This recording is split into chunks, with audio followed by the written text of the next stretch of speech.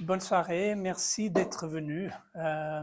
C'est vraiment un grand plaisir d'être là avec vous et que vous soyez là pour pouvoir discuter avec nous de ce sujet qui nous intéresse. On fait partie on appelle ça le salon jungien. C'est un espace de débat, de présentation, de conférence. On ne sait pas très bien ce que c'est encore, mais on sait qu'on essaye de parler des sujets de l'actualité sur une perspective jungienne, si possible, avec l'ouverture de pouvoir dialoguer de façon très ouverte entre nous.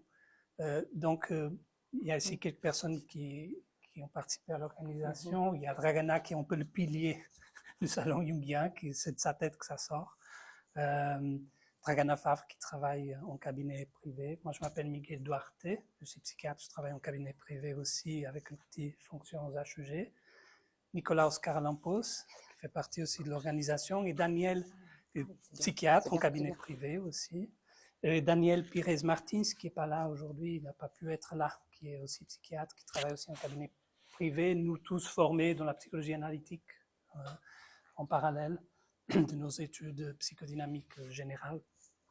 Et on a avec nous aujourd'hui Elliot Vaucher, qui est expert en AI, qui était formé à l'EPFL en machine learning et travaille aujourd'hui comme consultant pour les entreprises, pour les individuels avec ce sujet de l'AI, fait des formations, des conférences et qu'on a un énorme plaisir de pouvoir être en contact avec lui. Par coïncidence, avant ou le moment où on crée cette idée de discuter de l'AI, il est par synchronicité surgi dans notre horizon et finalement ça a terminé par cette invitation.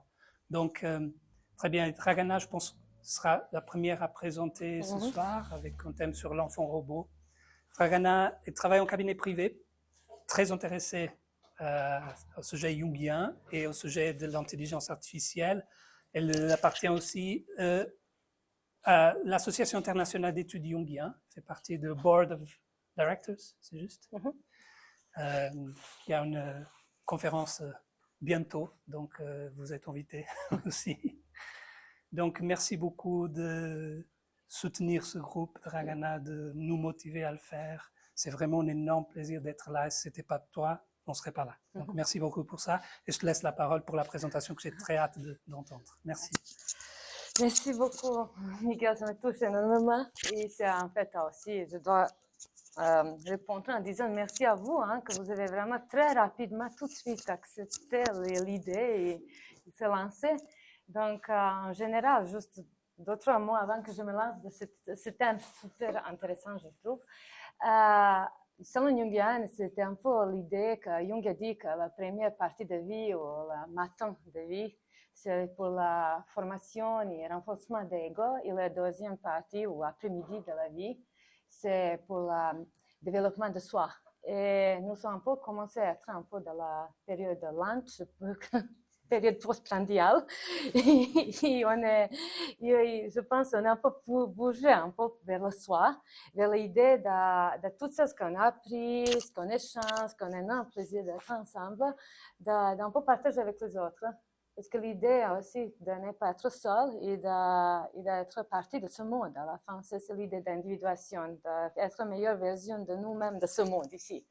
Et donc, c'était vraiment très joli de vous avoir aussi déjà, vous tous, ici. C'est vraiment très plaisir de voir que les gens qui sont là pour, pas juste que nous, on va parler et présenter quelque chose, mais pour interagir, pour échanger et nous aider à apprendre quelque chose de nouveau.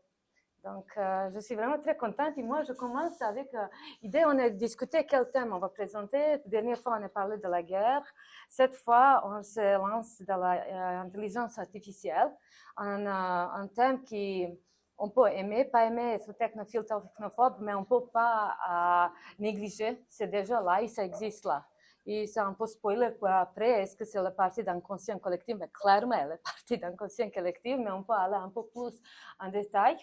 Et pour cette idée, on a discuté qu'est-ce qu'on va présenter. On a parlé beaucoup de l'idée, déjà l'idée jungienne d'un autre, de transfert et contre-transfert en général, mais aussi avec un être synthétique. aussi avec un peu réalité objective, ce que Elliot va nous apporter un peu plus, parce que nous, on va se lancer dans le concept abstrait, j'imagine. Et l'idée, c'était aussi de voir qu'est-ce qui nous active le plus. Moi, je suis partie par ça, qu'est-ce qui m'active moi le plus. Et en fait, la première idée de s'intéresser à l'enfant robot est venue il y a pas mal d'années, quand notre fils nous a posé la question quel est le film le plus triste que j'ai jamais vu. Et la réponse était vraiment imminente, sans trop réfléchir, c'était Artificial Intelligence, ou IA, de 2001, qui a été fait par Spielberg, mais avec l'aide de Stanley Kubrick. Pourquoi triste? À ce moment, je n'ai même pas compris pourquoi triste. Et ça m'a pris un petit moment de comprendre aussi ma propre réponse. Déjà, la quête de quelque chose que Mani Kanbai, c'est l'amour maternel, mais aussi quelque chose aussi dans un concept que j'espère on va faire aussi ensemble dessus, un concept d'uncanny, d'étrange. Et Masahiro Mori, c'est un roboticien et un chercheur de la robotique. À l'année 70, il a parlé d'un concept d'uncanny valley.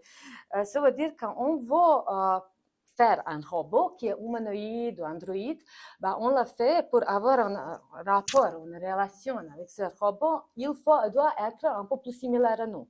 Et après, on l'a fait encore plus similaire à nous. Il y a de plus, on l'a fait similaire, plus on se sent vraiment une sorte d'empathie, une sorte de sympathie. Jusqu'à un moment, et pour ça, c'est un canet parce que c'est le graphe, comme ça, de plus en plus en plus, et après, boum.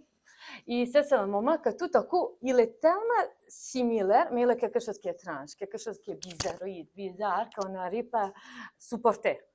Et ce uncanny existait dans l'enfant robot, dans la déjà idée de l'enfant robot, l'idée d'un robot qui est coincé dans un âge. Et donc, je me suis intéressée par ça. Et donc, aujourd'hui, je vais d'abord aller avec d'autres choses aussi, un peu pour un peu un thème que peut-être, j'imagine, je ne suis pas du tout seule dans l'intérêt pour d'où vient l'origine de vie, l'origine de conscience, l'origine d'inconscient aussi. Et pourquoi nous tous, moi inclus, on est obsédés quelquefois par cette idée de création de vie. D'où vient ça? Donc, qu'est-ce que nous fait imaginer comment créer la vie, mais aussi qu'est-ce que nous fait imaginer de créer le robot, et après un peu le robot un jour qui va certainement être un robot, parce que déjà il y a des robots animaux de compagnie, les robots de différentes tailles. Donc, pourquoi? Je pense que c'est un thème qui existe depuis... Vraiment, depuis la civilisation existe.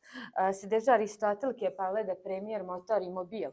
C'est un être qui initie le mouvement sans être lui-même mis naturellement en mouvement. Donc ça, c'est le créateur.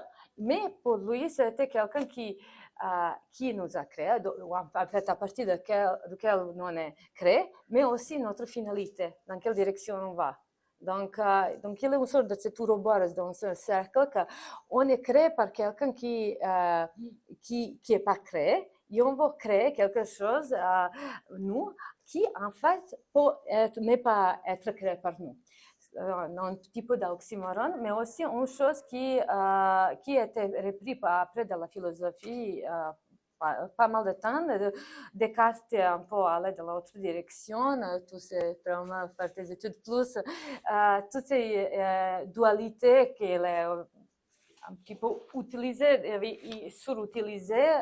Pour lui, le créateur, c'était Dieu, et il n'avait pas, et tous les autres étaient l'image. Après, il avait de différentes tentatives, Spinoza avec monisme, de retrouver à nouveau une sorte de lien entre corps et esprit, entre âme, esprit et corps. Et on est arrivé je vais clairement mentionner Jung ici, qui pensait qu'en fait, être humain, elle a une sorte de créativité enracinée en soi-même. Hein. Il y a quelque chose à nous-mêmes qui est créativité humaine qui en fait sert à rencontrer et réconcilier le potentiel divin que chacun de nous a avec notre propre limite humaine. Donc, en fait, dans cette manière, créer la vie, c'est pour transcender les limites.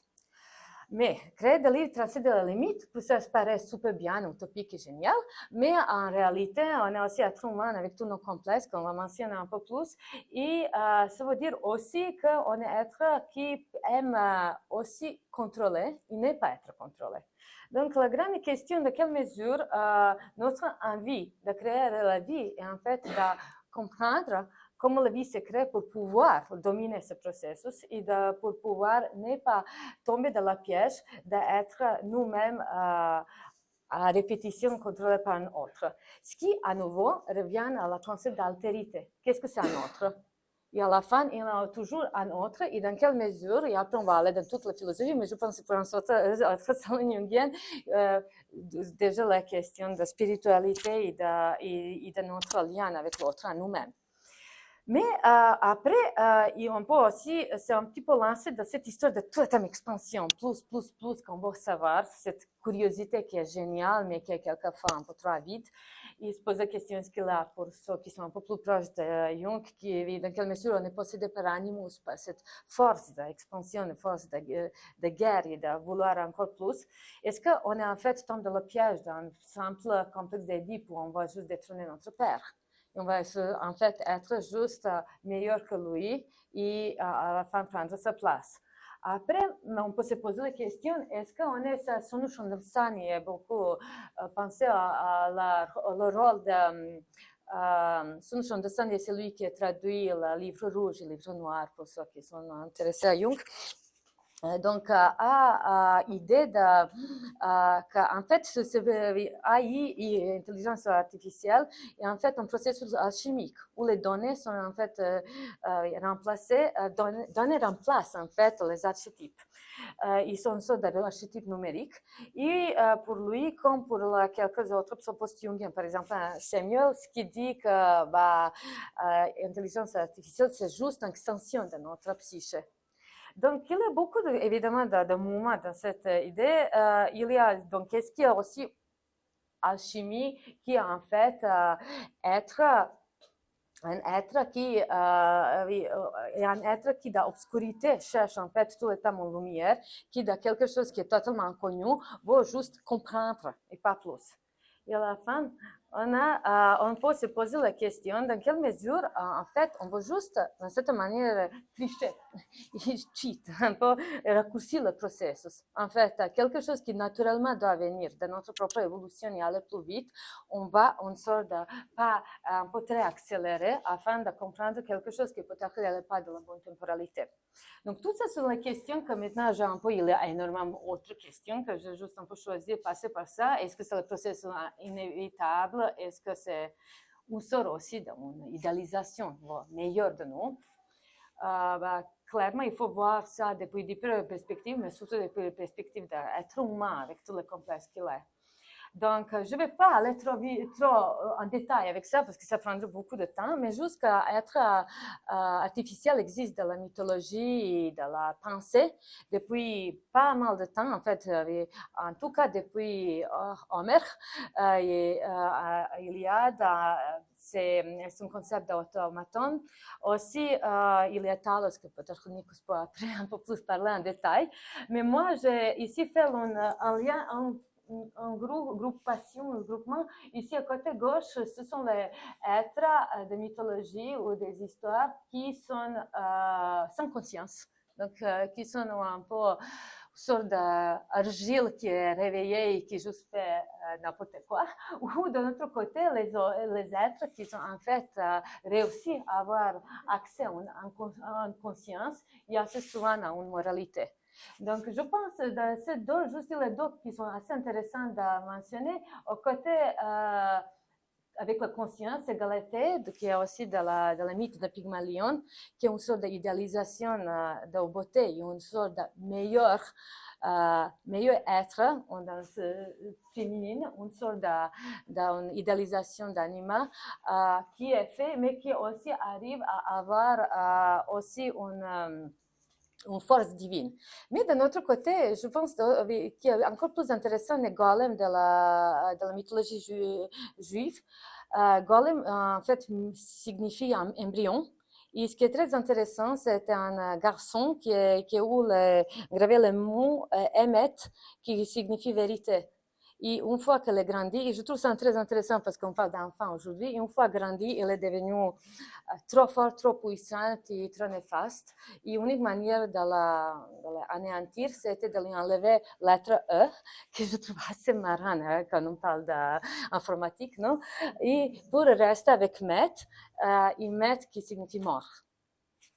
Donc, on y va un peu plus loin ici, dans quelque chose que je pense que la première chose, si on parle d'enfant robot, on peut penser pour chacun qui a un peu au contact de ces sphères de psychologie clinique, c'est pueria eternus ou eterna, c'est-à-dire enfant éternel, enfant pour toujours.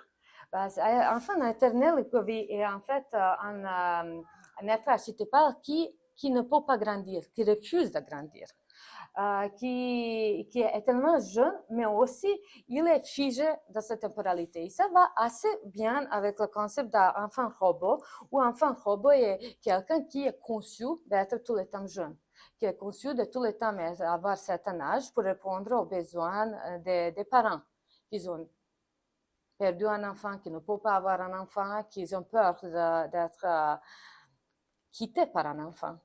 Ou qu'ils ont autre besoin et envie. Juste pour dire ici, je me suis plutôt concentrée pour l'histoire plutôt de côté suffisamment physiologique et pas de l'idée de sex trafficking et tout le reste qu'on peut aussi imaginer, mais ça dévierait de notre histoire. Donc, on parle plutôt des gens qui vont concevoir, qui vont créer, qui vont posséder un être archétypal sur lequel on peut projeter des fantasmes d'immortalité. Quelqu'un qui va être pour toujours là, qui ne va jamais partir, mais qui, d'une certaine manière, stagne dans sa programmation. Évidemment, c'est possible de les programmer, qu'après on ouvre un programme un après autre avec le temps, qu'il peut grandir, entre guillemets, mais il y a aussi leur aspect physique qui ne change pas beaucoup. Et on a vraiment tout le temps une sorte de miroir des adultes qui on voit à travers ces enfants robots, en fait, projection de leur angoisse et projection de l'angoisse plutôt de la mort, de vieillissement, d'être dépassé et d'être par quelqu'un d'autre. De cette manière, on a une manière de freiner Chronos, passage de temps. Dans quelle mesure c'est très compliqué? D'abord parce qu'on est tout le temps, cet enfant robot est la période pré-adolescence. Donc, il n'y a pas de crise d'adolescence. Il n'y a pas de réveil, il n'y a pas de remise en question, il n'y a pas de recherche d'identité. Il est tout le temps dans une situation d'être dépendant, qu'il y a une hiérarchie qui est claire, dépendant, peut-être pas parce qu'il est dépendant par son être synthétique, mais dans une relation où il a sa place et qui est limitée.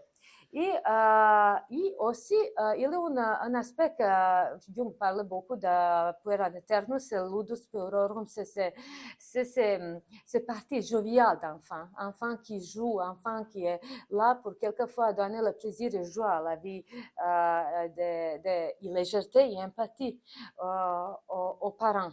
Ou ici, c'est quelque chose qui ne vient pas d'enfant, mais vient de programmation. Et tout à coup, on a à nouveau cette encagnac. De nouveau, on a quelque chose d'étrange parce qu'elle vient de quelque chose qui est programmé comme pourrait être possible, mais on n'est pas sûr que c'est vraiment possible. De cette manière, on a les êtres qui sont conçus pour les parents qui, d'une certaine manière, aussi ont un programme. Et la grande question qui est aussi mise à part de cette infériorité et supériorité, dans quelle mesure il y a des implications et en fait stagnation pour le processus d'individuation des parents. Parce que les parents qui peuvent avoir parents ou entre guillemets parents, mais les gens qui vont être entourés par cet être. Parce que d'un côté, juste pour dire ici, je me suis aussi assez soutenue par beaucoup de films, de livres. Par exemple, on a AI, David, d'intelligence artificielle, mais aussi on a eu la très jolie série qui s'appelle Extant, qui est un aussi petit garçon qui est un robot et qui est un fils éternel d'une famille d'un astronaute. Puis de série Westworld, où on a eu des enfants aussi, et on a eu même la perte d'un enfant, Neve et sa fille, et une recherche d'un amour pour l'enfant qu'un robot a pour l'autre. Donc, et Astro Boy aussi, bien sûr. Donc, il y a pas mal d'exemples dans la filmographie. Donc, j'ai un peu pris là aussi les différentes histoires pour voir comment sont les parents. Je ne vais pas aller maintenant dans les détails avec tous ces parents, mais je les ai utilisés un petit peu comme la modèle. Donc, une chose est sûre qu'il y a on a dit que le chrono s'est freiné, donc passage de temps chez le robot, mais aussi chez les parents, ce n'est pas le cas. Il vieillit, il grandit, il va vers l'affaiblissement. Mais quand même, il y a une sorte de... tous les temps, on a une nouvelle confrontation d'une blessure narcissique qui était probablement été déjà au début la raison pour laquelle Enfant Robot était aussi utilisé et acheté. Donc, on a une répercussion sur l'individuation des parents qui, quelquefois, ils doivent vivre la perte, impossibilité, incapacité et le vieillissement, et aussi qui doivent donner la place à une nouvelle génération et pas avoir peur pour l'être. Donc, on se pose la question dans quelle mesure les, disons, parents, quelqu'un qui est toujours jeune, et ici je parle des robots, mais clairement on peut avoir un petit peu des idées cliniques avec nos patients qui, quelquefois, même s'ils ne sont pas robots, peuvent se sentir et trouver coincés dans la Peter Pan complexe. Dans quelle mesure il y a une fausse bonne intention de rajeunir ou laisser les parents toujours vivants et toujours jeunes. Donc, aussi la question est de transmission. Parce que l'idée de quelqu'un qui est vers la fin de sa vie, qui il va avoir pas mal d'expériences qu'il peut partager. Avant peut-être plus, maintenant ça change, mais quand même il y a une sorte de curiosité qui existe. Et cette curiosité, peut-être la temporalité de la curiosité change si on pense qu'ici, puer eternus, ou mieux dire enfant robot qui est toujours jeune, et d'un autre côté aussi senex eternus ou eternus, c'est-à-dire il est toujours vieux, parce qu'il a accès à toute la programmation, à tout l'Internet, à tout ce qu'il pourrait avoir, tout ce qu'on l'a programmé et qu'il a donné, et l'idée est probablement de lui donner pas mal, afin de pouvoir prendre soin des parents une fois vieux. Donc, on a une version de rôle, on a une version de qui domine qui. Il y a peut-être la capacité ou possibilité pour ces parents d'accepter une sorte d'infantilisation ou perdre leur pouvoir devant un robot plus facilement que devant un être organique. Mais aussi, on a la question de sagesse, d'une transmission qui transmet quoi à qui et qu'est-ce qui se passe avec toute cette quand même recueil d'expériences et et toutes les couches de connaissances de ses parents qui tout à coup se trouvent devant un être qui peut-être soit c'est mieux qu'eux, qui peut peut-être le juste sauvegarder, mais on est un petit peu moins dans le partage et on est un peu plus dans quelque chose d'assez solipsistique, ce qui un petit peu voit pas mal dans l'intelligence artificielle. Et ça, c'est aussi un concept qui, Maurice Stein, par exemple, beaucoup pose la question sur la dissociation de soi qui a augmenté avec l'idée d'intelligence artificielle de notre vie, parce que ça veut dire que de plus en plus, on est lié et automatisé au quelque chose qui se répète, qui nous donne confiance, ou peut-être qu'on doit donner confiance pour pouvoir faire un lien au début, que tout à coup, on va de plus en plus s'éloigner peut-être de notre propre nature et de plus en plus être dissocié de notre nous et de plus en plus, en fait, vivre dans notre petit micro-univers.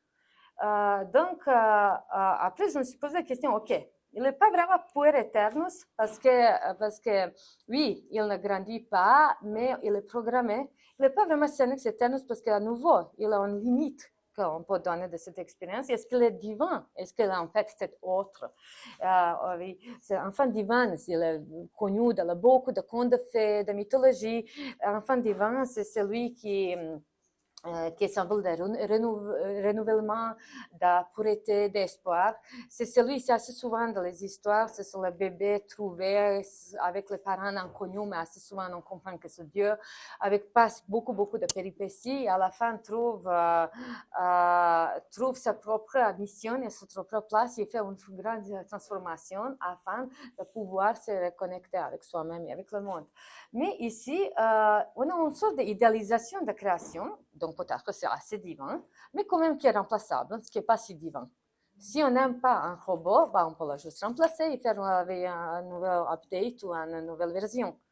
Donc, après, on est de nouveau figé dans une quête de toujours meilleur, à nouveau sans savoir vraiment qu'est-ce qu'on cherche, parce que cette divinité est tout le temps quelque inatteignable, qui, à la fin, est-ce que c'est peut-être inimaginable? Donc, après, il y a la grande question dans quelle mesure on se trouve dans une situation de chercher une relation avec quelqu'un qui est l'autre, qu'on sait pas que va être asymétrique, mais d'un autre côté, on n'accepte pas vraiment de trouver ça. Et à la fin, ce qu'on cherche, on cherche aussi une chute d'enfant divin et une chute dans laquelle on va dire qu'en fait, l'être humain est beaucoup meilleur. Ce qui est plus ou moins ce qu'on trouve avec 90% de science-fiction, qui est à la fin de Blade Runner, fantastique, mais qui est peut-être l'unique qui a un petit peu se posé la question est-ce qu'un robot peut être plus humain qu'être humain? que la plupart de l'autre veut dire avec une il y a une citation, une quote que j'ai beaucoup aimée, je l'ai trouvée ici, je pensais ici, oui. C'est d'Isaac Asimov qui dit qu'est-ce que c'est la beauté ou la charité ou l'art ou l'amour de Dieu. Nous piéterons éternellement aux frontières de l'inconnu, cherchant à comprendre ce qui restera toujours incompréhensible, et c'est précisément ce qui fait de nous des hommes. Et je trouve que c'est très bon parce qu'il y a quelque chose, oui, exactement, en perfection, et cette quête qui ne va jamais être atteinte, fait de nous hommes, mais aussi une certaine arrogance, parce qu'exactement ça nous fait le meilleur. Et comme ça, à nouveau, on fait une sorte de... on sabote aussi enfant divin parce qu'en fait, on n'est peut-être pas si près de lui donner la place de héros, par à la fin, chaque héros, à la fin, c'est un humain. Et pour cette raison, peut-être l'intelligence artificielle de Spielberg est intéressante parce qu'on était dans un petit garçon robot quand même qui incarnait quelque chose et on peut quand même connecter avec quelqu'un qui est un autre, mais aussi un miroir de nous. Et qu'est-ce que ça veut dire de nous? Ce qui montre une autre couche, et je vais aller maintenant très rapidement vers ça, pour laisser la place, bien sûr, à Elliot.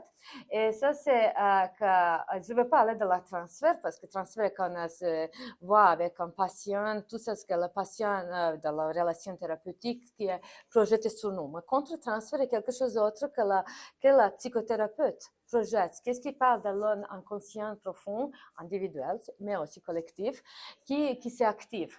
Et la question est dans quelle mesure, si on fait, parce que la grande question est-ce qu'on va être remplaçable en tant que thérapeute par les robots, est-ce que c'est possible d'être un bon thérapeute si on n'a pas de complexe non propre comme ça, si on n'est pas wounded healer, si on n'est pas un thérapeute qui est passé par le problème, par la souffrance, et qui connaît la souffrance, pas toute la France de vie, mais quand même qu'il a une capacité de se connecter avec ça. Est-ce qu'un être sans complexe ou sans complexe activé peut être un thérapeute, et aussi, est-ce qu'on peut avoir contact et relation avec un être sans complexe? À nouveau, on avait de la question de Dieu et de divin, ce que je trouve très intéressant, mais aussi, il y avait, je ne sais pas si quelqu'un a lu ou vu le film, j'ai juste lu le livre de Kazuo Ishiguro, Never Let Me Go. C'est le livre d'une sorte de internats pour les enfants qui sont en fait tous construits pour être donneurs des organes. Et donc, en fait, ils sont tous artificiels, ils ont donné des organes, mais pourquoi ils le font à l'école, ils font toute l'histoire de vie, d'amour, de tout le reste? Ben, parce qu'ils se rendent compte que le greffe d'organes ne marche pas s'ils le font juste dans le laboratoire. Donc, il a eu besoin de cette activation de quelque chose que Kazuo Ashigura appelle âme, mais on peut parler âme et de complexe activé, mais quelqu'un, il doit être vivant et être humain afin de pouvoir donner un organe qui va être bien greffé. Ce livre est assez sombre et assez difficile, mais plein de questions éthiques. Et je trouve ici, c'est vraiment très intéressant. Est-ce qu'on peut, quelqu'un qui n'est pas différencié peut comprendre quelque chose qui est différencié? Et est-ce que quelqu'un qui n'est pas, unicité, exclusivité, singularité peut être comprendre pour quelqu'un qui doit être programmé pour être différencié, dans quelle mesure il est vraiment différencié de l'autre modèle de même type? Je trouve que ça pourrait ouvrir un grand débat, donc je juste laisse ça ouvert comme ça. Il est dilemme éthique, c'est exactement ça, dans quelle mesure on doit programmer les robots un jour d'être en fait wounded healers ou wounded persons, c'est-à-dire d'être traumatisés afin de pouvoir avoir le complexe activé, en fait d'avoir une humanité. Comment faire et que faire avec ça? Un génial film avec ça, c'est Blade Runner de 2049, où on voit vraiment toute la problématique d'un androïde qui a eu tous les souvenirs qui ont été faux, en fait, et toute la tristesse. Et ça, c'est encore un film assez triste. Donc, je pense qu'on a question dans quelle mesure on vraiment veut neutralité d'un thérapeute. Je vais rapidement passer par quelque chose qu'on ne peut pas éviter quand on parle des robots et surtout l'intelligence artificielle aujourd'hui, c'est l'ombre. L'ombre est partie de nous, aspect de nous qu'on refuse, on ne veut pas dire c'est tout sauf moi, mais on projette sur l'autre, mais probablement on doit intégrer cette partie en nous aussi. Nous, assez souvent, si on se met dans la situation que nous, on va créer les robots, ça veut dire d'une certaine manière, nous sommes les parents d'un robot, pas dans le sens parents d'enfants robots, mais en général. Mais et on va le projeter peut-être pas mal de nos ombres, ce qu'on fait déjà. On parle de peur de données, de vol de données, peur d'être triché, arnaqué, manipulé, tout le reste. Hein. La question est dans quelle mesure ça appartient au robot et dans quelle mesure ça appartient à nous-mêmes. Et tout ça, ce qu'on parle en fait d'une ombre d'être humain. Et est-ce que, en fait, exactement cette ombre qu'on projette sur l'autre nous aide à valoriser nous-mêmes, tels que nous sommes? Donc, la question, est-ce que nous sommes bons parents, en fait, de ces robots en tant que créateurs de robots, ou en fait, on est déjà réussi à faire on est en train de faire les enfants avec pas mal d'attachements dysfonctionnels.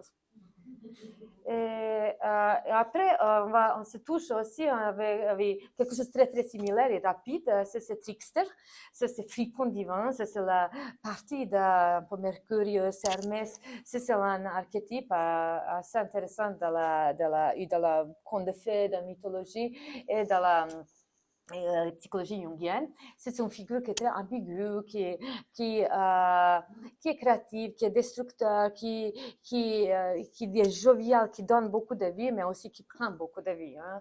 Et il y a une grande question de quelle mesure Trickster peut être une sorte de...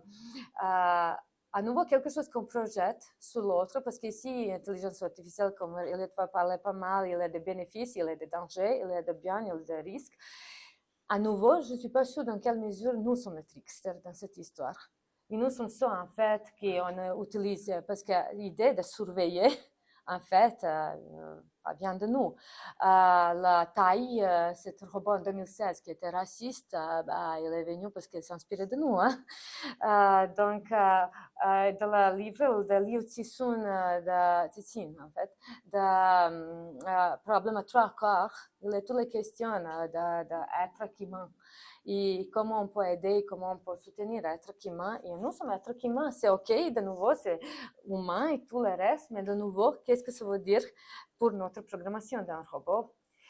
Donc, est-ce que ce robot tel qu'il est juste notre imagination, il est de l'inconscient collectif? Certainement, comme on a vu depuis la mythologie, depuis le vraiment ancien temps, il est idée qu'on peut déléguer quelque chose à l'autre. Qu'on délègue le travail à l'autre, on délègue le travail, la question éthique à l'autre, qu'on va déléguer tout ce qu'on ne veut pas à quelqu'un qui n'a pas nous. Mais la question est maintenant, est-ce qu'elle était une couche qui existait toujours? Est-ce que c'est totalement une nouvelle couche? Je ne pense pas que c'est totalement nouvelle parce qu'un psyché assez cumulatif, et tout est déjà là, mais se réorganise, il fait une sorte d'émergence. Mais oui, donc est-ce que c'est un réaménagement dans la couche qui déjà existait? Et c'était à nouveau la couche de sorte de trickster entre l'autre qui est potentiellement meilleur que nous, mais c'est insupportable pour nous. Une sorte de parent aussi. Et donc aussi, je vais un peu aller vers la fin ici, juste pour dire à la fin qu'en fait, toutes les questions de robot, on n'est pas commencé par cette histoire, et toute idée, c'était individuation. Dans quelle mesure le robot nous aide à nous individuer, nous, dans le sens qu'on aide et on fait le miroir, on fait une sorte de projection, une sorte d'intégration de choses qui sont difficiles, mais dans quelle mesure on peut créer, comme beaucoup de transhumanistes font, l'idée de synthétique, de lier robot et de faire un meilleur homme, mais aussi dans quelle mesure ça nous aide aussi de comprendre en fait quelque chose de nous, qu'est-ce que c'est la conscience, qu'est-ce que c'est l'origine de la vie et tout ça par quoi on a commencé. Donc, j'ai bien aimé penser, même si Mettinger a eu pas mal de côtés aussi de vie transhumaniste, mais quand même, il parle beaucoup de la conscience, qui est une sorte de processus, qu'il est en moi, que c'est tout le temps fait update, qui est un résultat de tous les modèles mentaux qui sont créés par le cerveau, mais qui tout le temps il se rajoute couche après couche, et en fait, notre cerveau est constamment recrée notre réalité. Et la question est, ce que je me pose aussi, ok, si notre cerveau que ça, un autre type de cerveau peut-être va recréer un autre type de réalité. Et qu'est-ce qu'on va faire avec autre type de réalité? Parce qu'autre type de réalité, on peut avoir un autre type d'éthique. Parce qu'assez souvent, on dit, est-ce qu'on va faire un robot éthique ou est-ce qu'elle va faire les différents types d'éthique? Quelle éthique, en fait, on parle ici? Dans quelle mesure on projette? Et tout ça, ce qu'on a parlé de tous les risques, mais aussi la question, est-ce qu'il y a juste autre type d'éthique qui est basée sur l'autre type d'être? Et à nouveau, être sans corps. Et dans quelle mesure être sans corps, il y a dans la science-fiction, il y a pas mal de Black Mirror était fort pour ça, de penser dans quelle mesure c'est une angoisse insupportable d'être juste un être sans corps.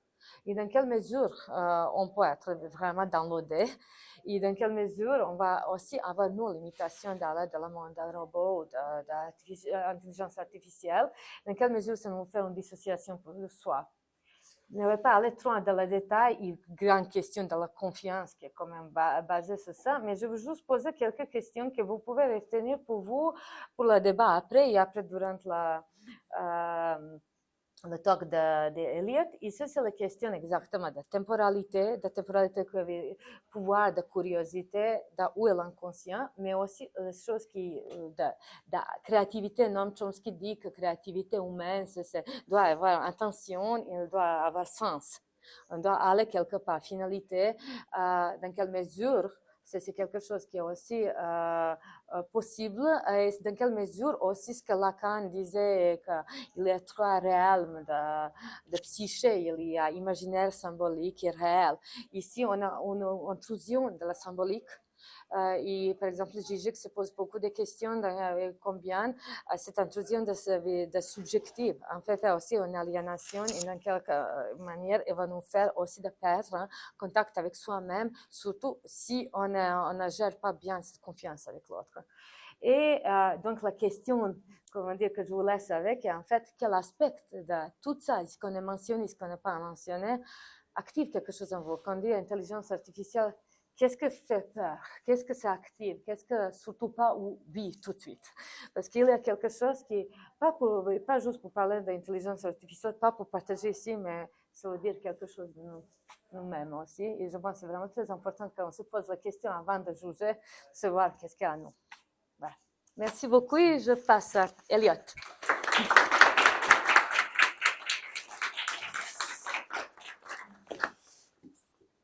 prends juste un verre d'eau. Mhm.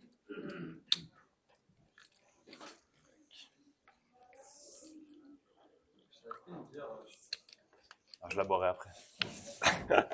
Je te remercie. Alors, merci infiniment, Dragana. Tu as posé énormément de questions. Je vais donner aucune réponse. Non, non. Tout d'abord, merci beaucoup pour l'accueil. Merci d'être ici avec nous. Je me réjouis de vous présenter ces quelques réflexions. Je vais essayer de ne pas me mettre devant tout le long. J'aime bien être debout. Qui sont en fait en partie le fruit de recherches personnelles. En partie, évidemment, il y aura une toute petite partie de théorie sur les modèles de langage, aujourd'hui sur l'intelligence artificielle, parce que je pense que c'est en comprenant quand même quelques fonctionnements théoriques et techniques, on va dire, qu'on va pouvoir aussi se poser les bonnes questions sur l'IA et l'individuation. Tout d'abord, un petit contexte de comment je suis arrivé là, parce que je trouve justement que la synchronicité est assez drôle, mais ça fait des années que je cherche, donc en partie aussi avec Karian, qui est ici, un ami, des liens entre l'informatique et la psychologie, la psychanalyse même pour être plus précis, jungienne en particulier. Mais je suis moi-même juste un amateur. J'ai étudié la philosophie, j'ai étudié plus tard le machine learning, comme tu l'avais dit, Miguel. Merci. Mais je suis amateur depuis toujours de l'œuvre de Jung, de celle de Freud aussi en partie, que j'ai beaucoup lu. Et en fait, j'ai toujours cherché des ponts entre informatique et psychologie en me disant, mais on a des nouvelles technologies maintenant de traitement de l'information, c'est fort probable qu'elles puissent être utiles aussi pour l'analyse du psychisme en fait. Je suis étonné quand même toujours aujourd'hui de voir qu'il y a si peu de ponts finalement entre ces domaines. C'est très rare dans le fond de voir enfin peut-être je ne les ai pas encore retrouvés, mais des applications vraiment concrètes et intéressantes de l'informatique dans la psychologie. Donc ça, c'était mon sujet de recherche depuis des années. Puis un jour, en fait, je remets l'ouvrage, on va dire, sur le métier, en cherchant simplement sur Google cercle jungien, vraiment une recherche très large, en me disant, je vais quand même contacter un peu, tu sais. Puis je tombe sur le salon jungien, première réunion, qui était ici, il y a, je sais pas, quelque chose comme 5 mois, et j'écris à Dragana, mais je ne la connaissais pas, et elle me dit, ah oui, on est super intéressé justement par les nouvelles technologies et les ponts avec la psychologie. Donc je me suis dit, ah mais j'ai de la chance, c'est inouï, et je me retrouve ici à présenter ça. Donc le but de la présentation, alors heureusement plutôt, on va dire, voilà dessus. Mon enfant là qui a 6 mois n'est pas un enfant robot, donc du coup j'ai pris toutes ces maladies probablement qui viennent de la crèche, donc je vais peut-être tousser, mais bon, je m'en excuse déjà d'avance. Donc l'idée ici c'est promesse et opportunité, on va dire plutôt de l'application des modèles de langage à la psychologie. Je commence par un petit mot de Jung. Hello everyone, welcome to the Jungian Salon. It is an honor to have such interesting people connecting to my heritage. Today's topic is artificial intelligence, though I'm very skeptical of this technology. I think it's important to think thoroughly about it. I know you people live in 2024, and I'm sure the world you're living in is full of wonders and amazing technologies. But be aware of the dangers that come with any new thing and continue guiding your fellow citizens in the path of individuation. Voilà.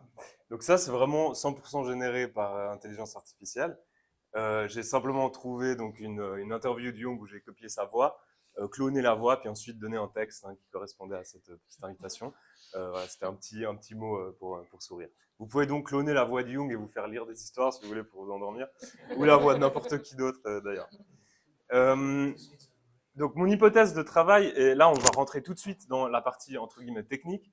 Mon but c'est d'amener le plus de simplicité possible. Je veux absolument pas vous perdre dans des détails trop techniques.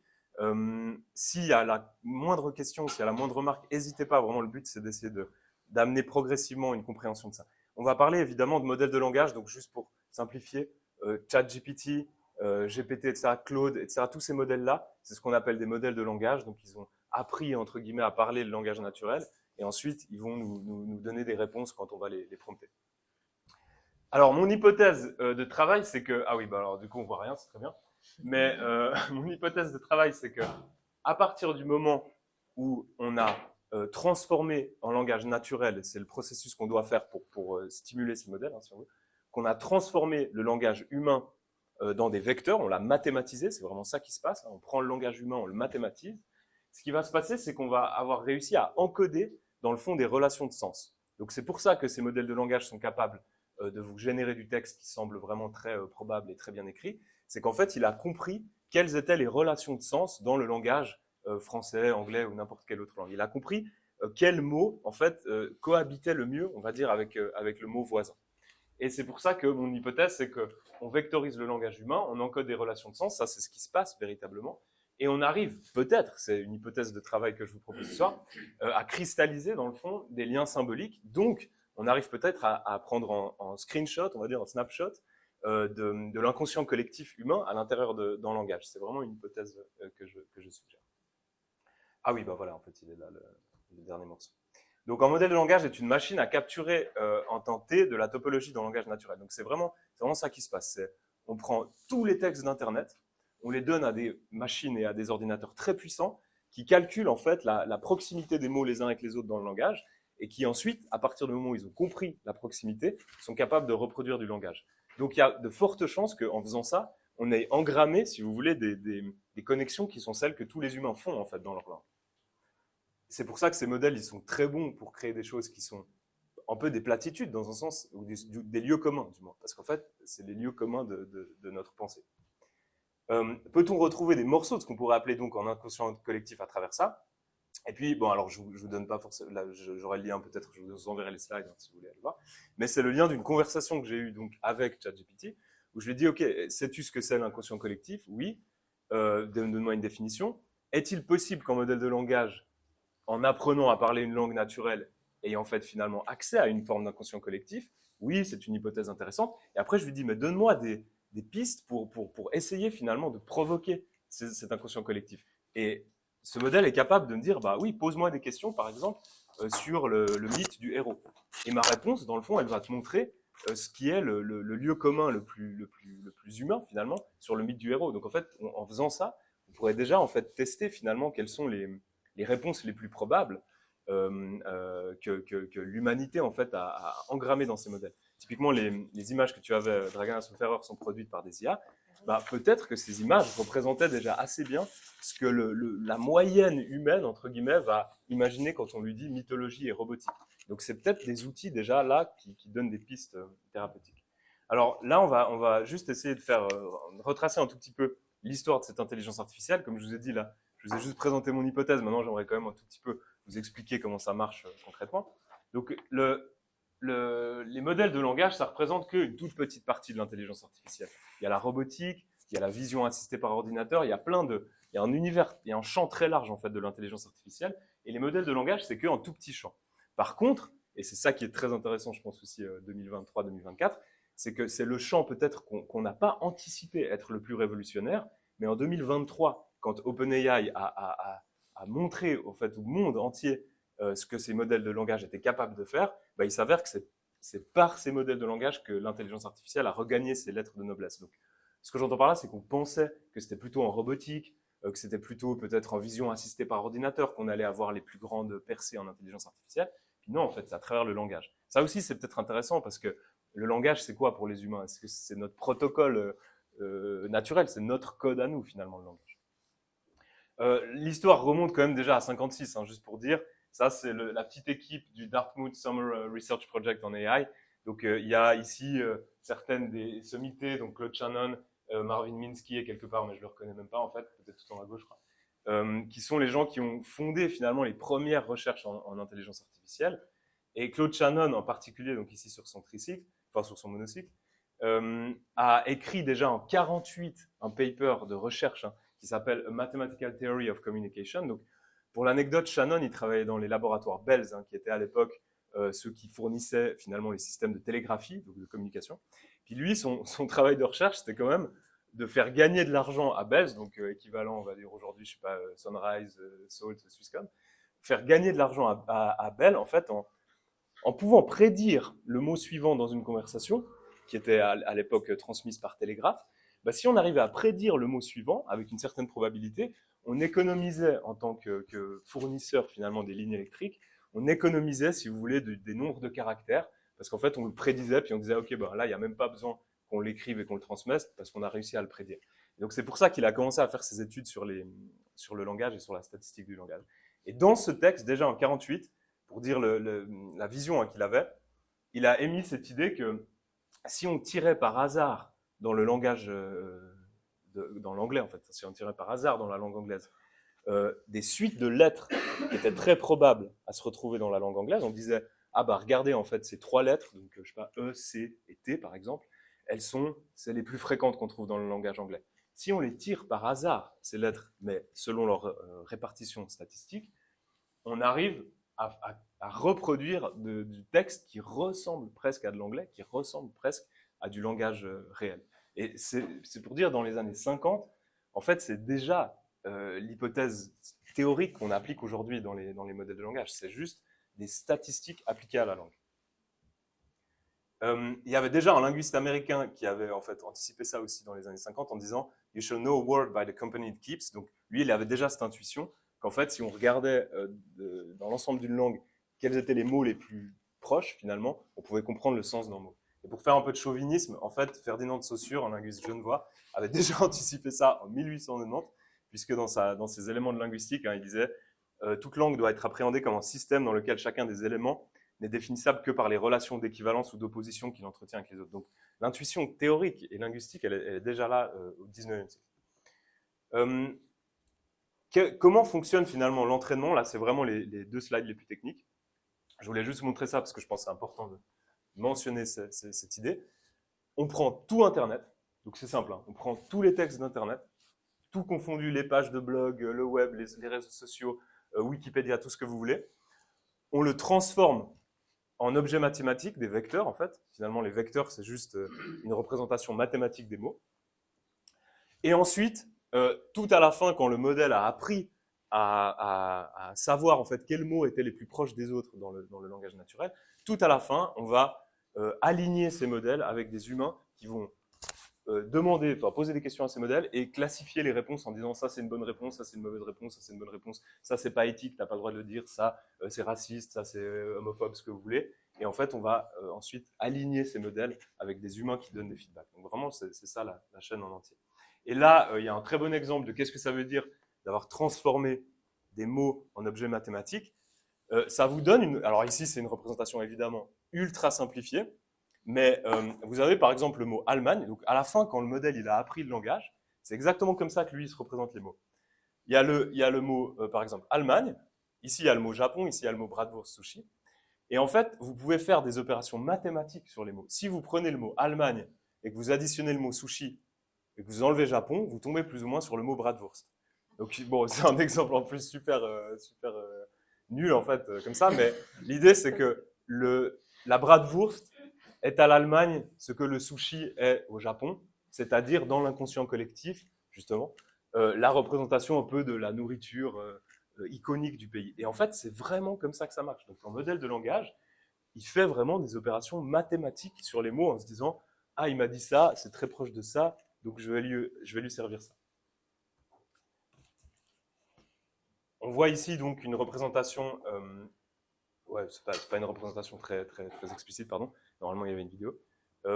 En fait, vous avez pris tout Internet, donc il faut imaginer que vous avez une pile de livres sur votre gauche, et vous prenez pour chacun des mots, vous dites, allez, je vais regarder le mot maison. Je vais essayer de trouver le vecteur du mot maison. Vous dites, ok, je regarde dans tous les textes, dans toute la bibliothèque que j'ai sur ma gauche, à chaque occurrence du mot maison, je vais regarder les mots les plus proches. C'est exactement ça que fait un modèle de langage quand il apprend. Et chaque fois qu'il voit le mot maison dans n'importe quel texte, il se dit, ah, là, à côté, il y avait appartement, là, à côté, il y avait porte. Puis, il se crée une représentation comme ça de qu'est-ce qui est proche du mot maison, en ayant vu, en fait, toutes les occurrences du mot. Donc, il faut imaginer à quel point c'est intensif en termes de temps et d'énergie, etc. Bon, on passe maintenant, alors là, c'était la partie technique, théorique, c'était simplement pour vous donner cette intuition que quand on a entraîné des modèles de langage, ce qu'on a fait, c'est qu'on leur a donné une représentation mathématique de la proximité des mots les uns avec les autres dans notre langage. Et c'est comme ça ensuite qu'ils reproduisent du texte, de la logorée, hein, si on veut, dans un sens, qui est simplement à chaque fois le mot le plus probable qui suit le précédent. Maintenant, quelles sont les pistes d'application possibles de ces modèles de langage à l'analyse psychologique? Alors, pour ça, j'ai une autre hypothèse. Donc là, c'était plutôt l'hypothèse théorique de, finalement, comment on entraîne ces modèles et pourquoi est-ce qu'ils pourraient au fil de leur entraînement, avoir un peu comme appris des éléments d'inconscient collectif. Puis là, mon autre hypothèse plus applicative, et là-dessus, donc ça, je n'ai pas forcément mentionné jusque-là, mais la boîte que j'ai créée, en fait, cherche, nous, on a plein de clients du type, justement, des avocats, etc., qui veulent juste appliquer des modèles de langage pour optimiser leur travail quotidien. Ça, c'est finalement ce qui nous rapporte de l'argent. Mais finalement, la visée plus théorique et fondamentale de cette boîte que j'ai créée, c'est de pouvoir utiliser n'importe quel outil informatique ou d'intelligence artificielle pour le développement de l'humain. Donc, in fine, le but, ce serait d'avoir des applications qui aident l'humain à se développer, aller vers l'individuation, etc. Donc là, j'ai une de mes hypothèses de travail, c'est que maintenant qu'on a ces modèles de langage, pourquoi ne pas les utiliser pour faire de l'analyse?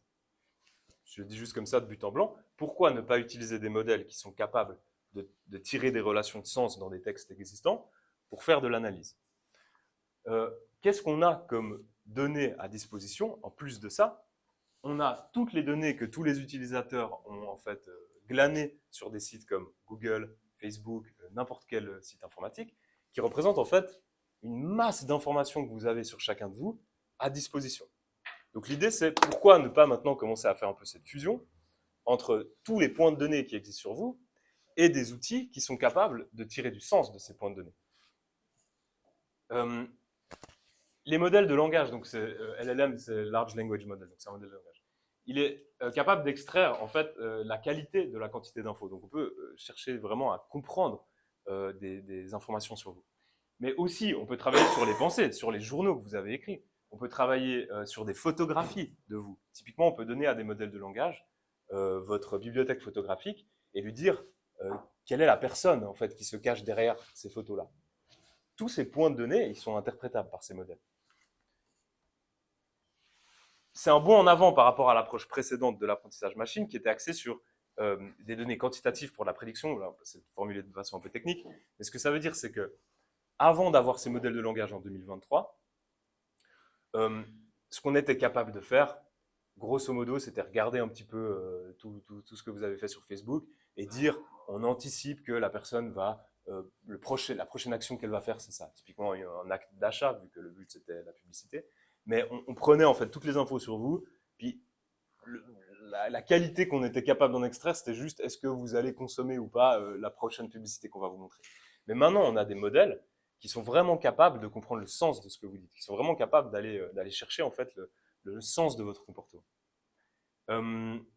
J'aimerais juste avec vous passer donc par un petit historique de d'où viennent ces plateformes comme les GAFAM, par quel genre de personnalité elles ont été conçues, et comment on pourrait peut-être, nous autres Européens, si j'ose nous sublimer comme ça, trouver une façon intelligente d'utiliser toutes les données qu'on a laissées partir aux États-Unis pour se les réapproprier et faire de l'analyse. Donc vous connaissez cette figure très certainement, Burrus Frederick Skinner, qui lui était évidemment une figure éminente du behaviorisme, et qui pensait que l'humain ne pouvait être analysé, disons, que par des points d'action, donc de comportement. C'était que le comportement qui allait être analysé statistiquement. Donc là, c'est les antithèses de l'analyse. Ce personnage-là, qui d'ailleurs me fait beaucoup sourire parce qu'il a à peu près les mêmes lunettes, plus ou moins la même coupe de cheveux et un peu la même pose, c'est le patron de Cambridge Analytica. Cambridge Analytica, vous connaissez certainement cette affaire, c'est une boîte d'analyse, c'est une boîte vraiment de psychologie, mais appliquée à la politique. Cambridge Analytica, ce qu'ils ont fait, c'est qu'ils ont revendu des informations qu'ils possédaient sur les utilisateurs de Facebook à des gouvernements pour faire des opérations de manipulation des masses. Donc le gros scandale de Cambridge Analytica, c'était la campagne de Donald Trump. Cambridge Analytica, donc, avait utilisé des informations connues sur les utilisateurs de Facebook qui étaient un petit peu les swing states, si on veut, les gens qui étaient un peu entre deux votes, et ils les ont bombardés avec des messages publicitaires spécifiques pour les faire changer de camp et aller dans le camp qu'on voulait maîtriser. Donc là, on a une utilisation vraiment néfaste des données pour de la manipulation. Ça aussi, je trouvais qu'il y avait une suite assez logique. Et d'ailleurs, il m'a donné très récemment ces lunettes, vu qu'elles ont aussi un petit peu la même forme quand on regarde. Mark Zuckerberg, c'est l'inventeur évidemment de la plateforme Facebook, qui est la plus grande plateforme à pêche à information, on va dire, aujourd'hui.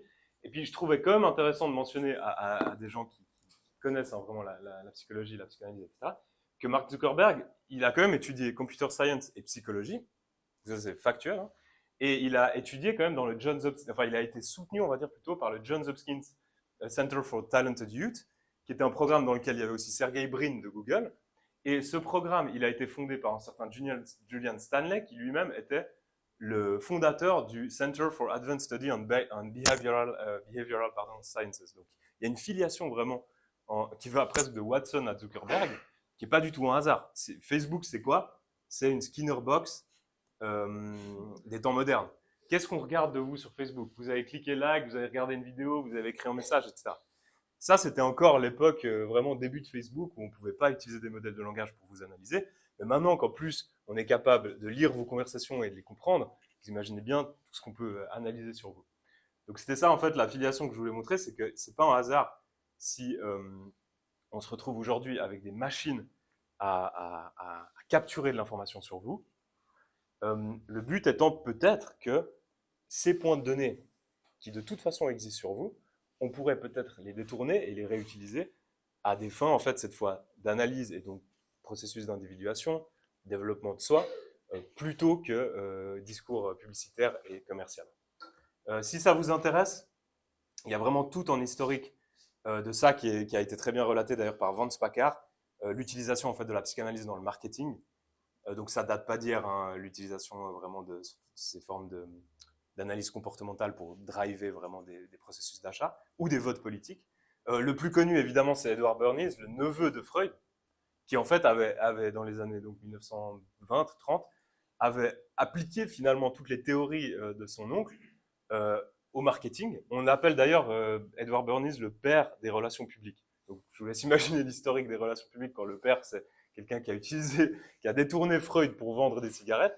Un de ses plus gros coups marketing, c'était d'avoir fait que les femmes en fait, de cette époque se mettent à fumer des cigarettes, parce qu'a priori, c'était un acte qui était considéré comme très masculin.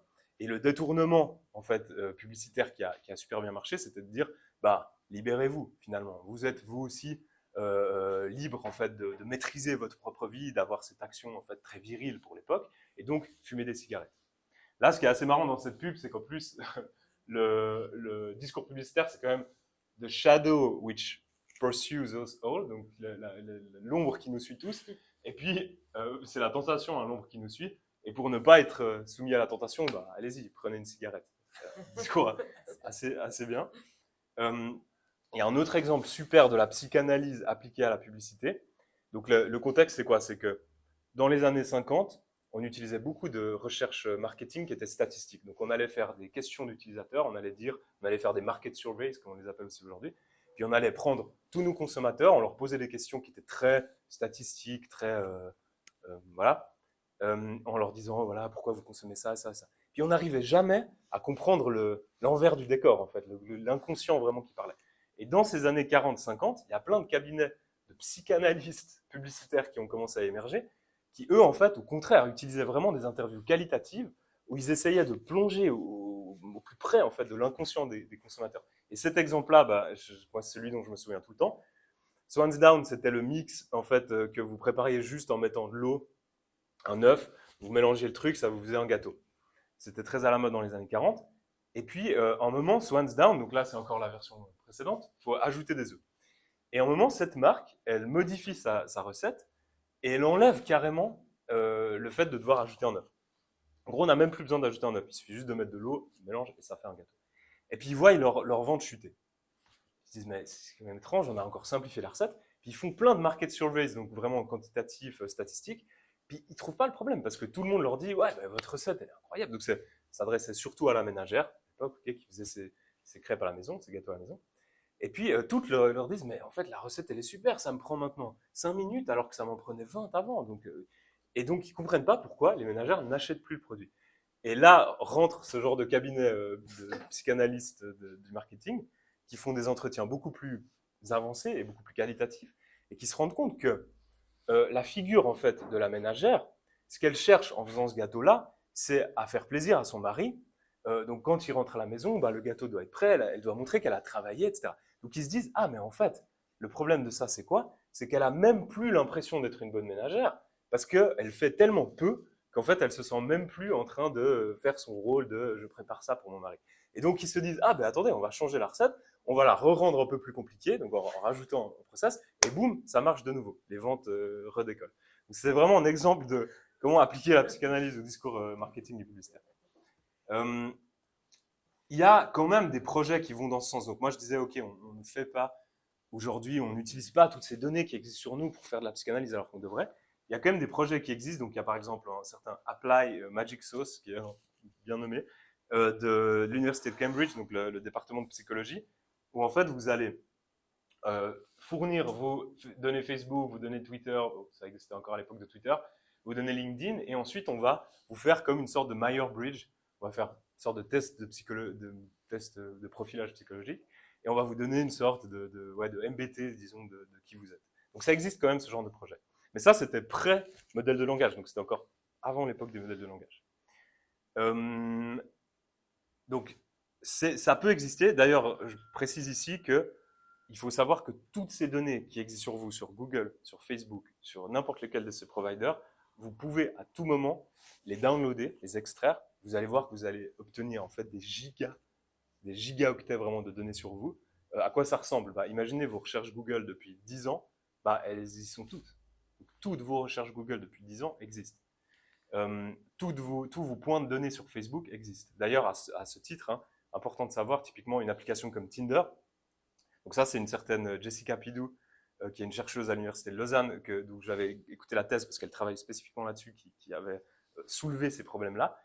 L'application Tinder, c'est de notoriété publique maintenant, qu'elle lisait en fait vos conversations et qu'elle évaluait elle vous donnait une sorte de ranking social et d'intelligence par rapport à la qualité de votre vocabulaire, par rapport à la qualité de votre énonciation, etc. Et à quoi ça servait ces points de données? Comme le but de l'application Tinder, c'est de maximiser le temps que vous passez dessus, il faut qu'on vous propose des profils qui vous intéressent. Si tout à coup vous voyez que des profils qui vous intéressent pas, non, vous allez être là, bon, je pose l'application, là ça fait 1 heure que je scrolle, j'ai rien vu.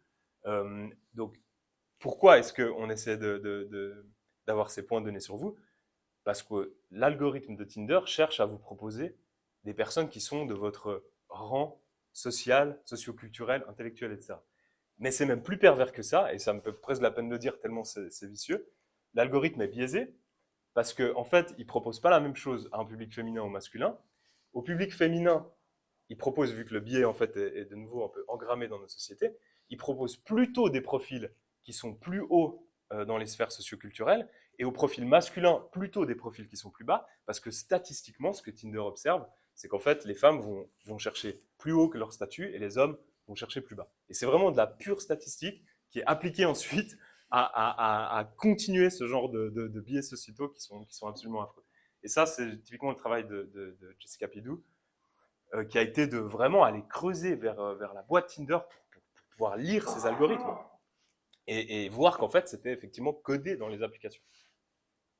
Donc je vous encourage plutôt à lire ça si ça vous intéresse. Alors, mon hypothèse, je la résume ici, donc j'arrive à ces slides vraiment d'application. On a d'un côté la quantité, donc toutes ces applications que vous utilisez qui vraiment obtiennent des statistiques sur vous. De l'autre côté, on a la qualité. Et dans un sens, on a ici un héritage comportementaliste. Skinner, Watson, Zuckerberg, John Hopkins, etc. On a cet héritage comportementaliste américain, je suis obligé de le constater. Et dans un autre sens, on a peut-être cet héritage de psychoanalyse, peut-être le terme il est galvaudé, je suis navré si je n'utilise pas le bon terme, mais on se sera compris la quantité versus la qualité. L'idée qu'en fait, de une personne qui a été analysée à fond, on va pouvoir extraire plus de compréhension sur le mécanisme de fonctionnement humain que sur une quantité maximale. Et pourquoi pas essayer aujourd'hui, moi c'est ce que je vous propose, d'utiliser toutes ces datas qui existent, mais pour aller dans le sens de l'interprétation. Les Américains, si je peux les subsumer comme ça, ces plateformes-là, elles n'ont aucun intérêt à essayer d'interpréter profondément vos données, parce qu'il y en a beaucoup trop. Et elles n'auraient aucun intérêt à aller chercher en fait dans le détail de chaque individu. Parce que leur but à ces applications, il est statistique, il est quantitatif, il est de maximiser le nombre de ventes ils n'ont aucun intérêt à comprendre un être humain. Ils n'ont aucun intérêt à aider un humain à se comprendre lui-même. Par contre, nous, on peut avoir cet intérêt-là. D'un côté, vous avez tout ce qui a été capturé par ces plateformes américaines, et de l'autre, vous avez finalement quoi? Je ne sais pas exactement, il n'y a pas d'application qui fait ça aujourd'hui, on essaie de les développer. Par contre, on a un nouvel outil, et c'est ça que fondamentalement je crois, c'est utilisons dans le fond leurs armes contre eux, mais là ça deviendrait une logique un peu guerrière, mais ce n'est pas le but. Les modèles de langage sont peut-être ce qui nous manquait, sont peut-être la pièce qui... Parce qu'avant, les modèles de langage, c'était tellement laborieux de faire de l'analyse qualitative sur ces données.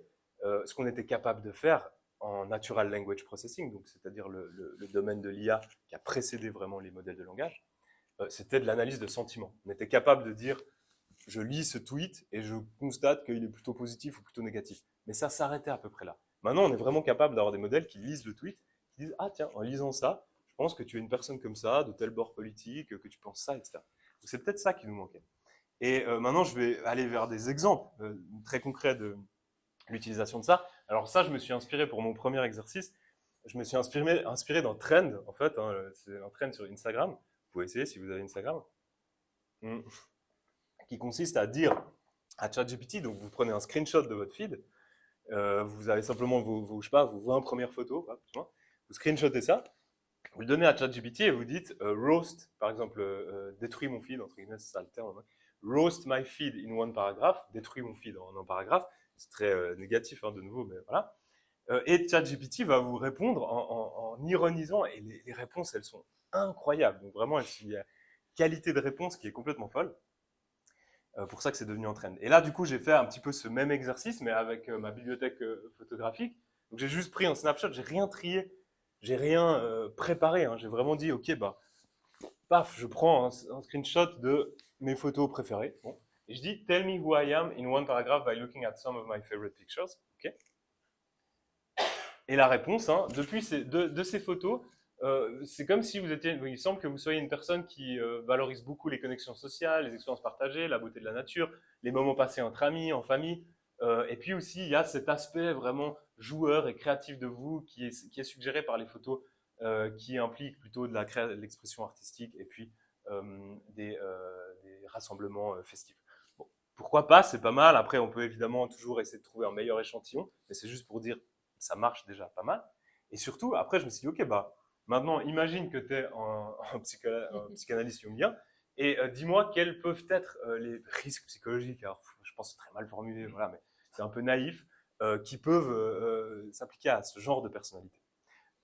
J'avais été voir une fois un psychanalyste jungien qui m'avait sorti un mot qui me reste tout le temps en tête parce qu'il m'avait dit « Ah, mais parfois, je pense que vous êtes un peu hétérocentré. » Je ne savais pas que le terme existait, mais dans le sens où j'étais trop effrayé par le jugement des autres dans un sens, et puis j'avais trop tendance. Puis en fait, alors je dis pas, voilà, coïncidence ou pas, mais ça m'avait quand même coûté quelques psychanalyses.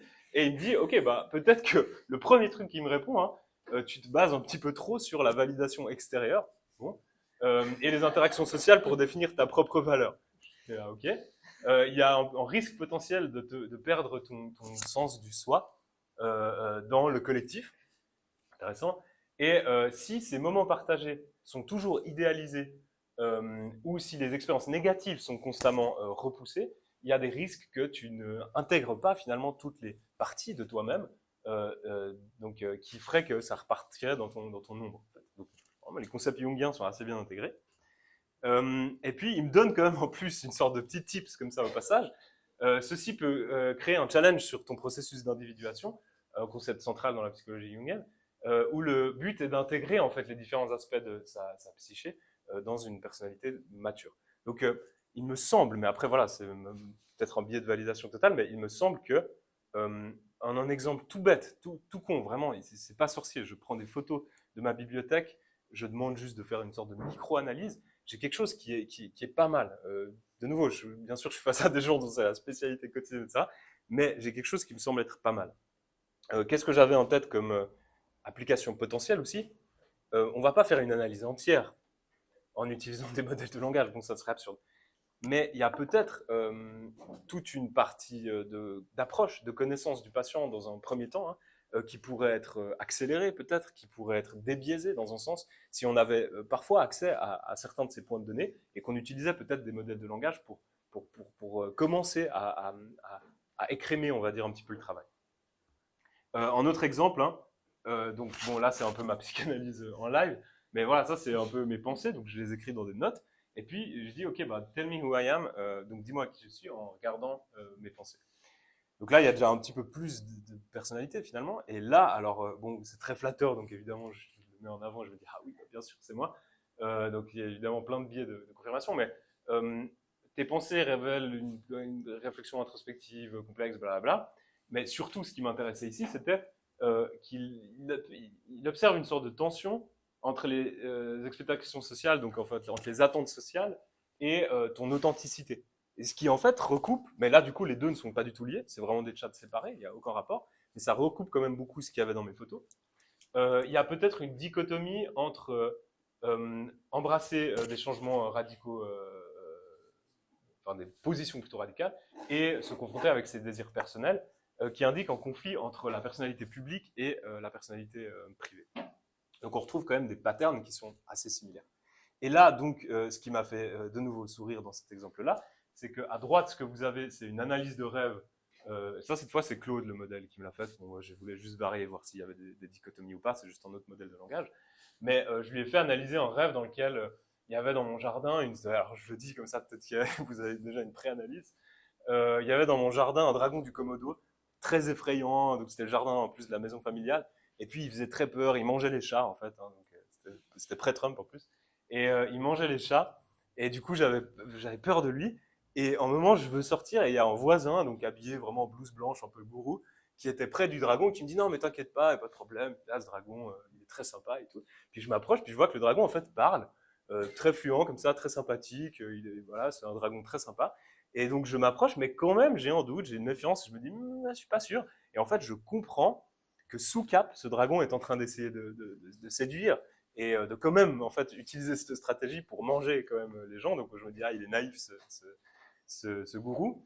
Et pour retourner sur mes pattes, là, c'est compliqué, mais ce que je voulais dire, c'est que ici, dans la deuxième partie, donc où il analyse le symbole, dans le fond, du dragon du Komodo, ce qu'il me dit, c'est une figure archétypale puissante. Dans votre inconscient, il représente probablement une force primitive, instinctive et potentiellement dangereuse. Il pourrait symboliser une peur profonde, un aspect de vous-même que vous n'avez pas encore pleinement intégré ou compris. Et puis là aussi, de nouveau, il y a un pattern, il y a un trait peut-être qui est proche de ce qu'il y avait déjà dans l'analyse des pensées, donc cette sorte de partie de moi qui ne serait pas intégrée. Après, bien évidemment, on est là dans certaines platitudes hein, aussi du discours jungien, mais peut-être ça donne des pistes, ça donne des pistes de réflexion. Voilà, ça c'était les différents exemples que je voulais vous montrer. J'aimerais bien évidemment en montrer encore plein d'autres, mais l'idée c'est aussi un petit peu d'ouvrir la conversation, d'ouvrir la discussion, les réflexions. Et puis, je serais aussi très heureux évidemment d'avoir des feedbacks ultra critiques hein, si vous en avez. Dans tous les cas, je vous remercie beaucoup de votre attention. Et puis là, vous pouvez trouver, si jamais, tous les liens sociaux, le site web, tout ça, LinkedIn, si ça vous intéresse. Vous pouvez le retrouver ici. Je fais plus de carte de visite, enfin, j'en fais pas en fait, mais voilà, peu importe, c'est ma carte de visite. En tous les cas, merci beaucoup pour votre attention.